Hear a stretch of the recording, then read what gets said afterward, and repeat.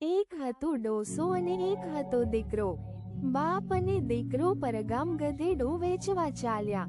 આગળ બાપ અને દીકરો ચાલ્યા જાય છે ને પાછળ ગધેડું દોરાયું આવે છે. રસ્તે બે જુવાન માણસો મળ્યા. તે કહે, અરે રામ, આ બાપ દીકરા જેવા બાઘા કોઈએ જોયા છે? ગધેડું ઠાલું ચાલ્યું આવે છે ને બાપ દીકરો પગ તોડે છે. અવતરણ ચિહ્ન. બાપને થયું વાત બરાબર છે. બાપે દીકરાને ગધેડા પર બેસાડ્યો ને પોતે ગધેડું દોરી આગળ ચાલ્યો. ત્યાં બે બાઈઓ મળી. બાઈઓ કહે, હે રામ, આ કળજુગ ભાળ્યો.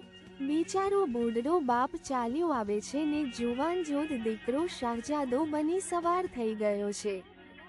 એને શરમ નહીં આવતી હોય? અવતરણ ચિહ્ન. દીકરાને થયું બાયોની વાત પણ ખોટી નથી. દીકરો હેઠે ઉતર્યો ને ફરી બાપ ગધેડા પર બેઠો.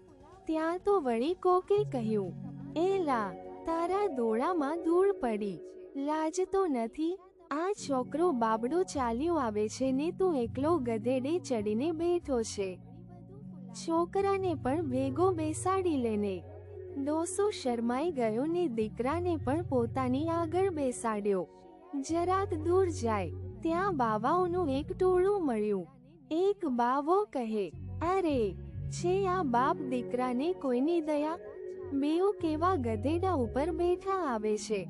ઈ મૂંગા જીવને કંઈ બોલતા આવડે છે તે બોલે? બેઉના ભારથી બચાડો જીવ કેવો મૂંઝાઈ ગયો છે. અવતરણ ચિહ્ન. બાપ દીકરો ગધેડા ઉપરથી ઉતરી પડ્યા. દીકરો કહે, બાપા, ત્યારે હવે આપણે શું કરશું? અવતરણ ચિહ્ન. બાપા કહે, આમાં તો મને પણ સમજ પડતી નથી. ત્યાં એક ઉંમરલાયક ડોશી નીકળી. બાપ દીકરાની મૂંઝવણ જાણી તે હસવા લાગી. ડોશી કહે કે આમ સાવ બાઘા જેવા થાઓ માં.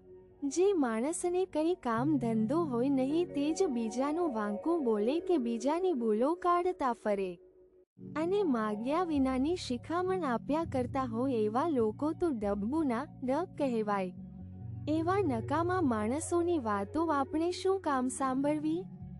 તમારે બાપ અને દીકરો તમને પોતાને ઠીક લાગે તેમ કરો અને તમારે રસ્તે હેંડતા થાવ. બાપ દીકરાને ડોશીની વાત બરાબર લાગી અને પછીથી માગ્યા વિનાની શિખામણ આપી દોડ ડાહ્યા થતા નકામા માણસોની વાત પર ધ્યાન આપવાનું છોડી દીધું. Thank you for watching Gujju કી અનોખી કહાનિયા.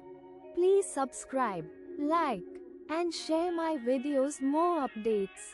Also, follow my Facebook page for more updates.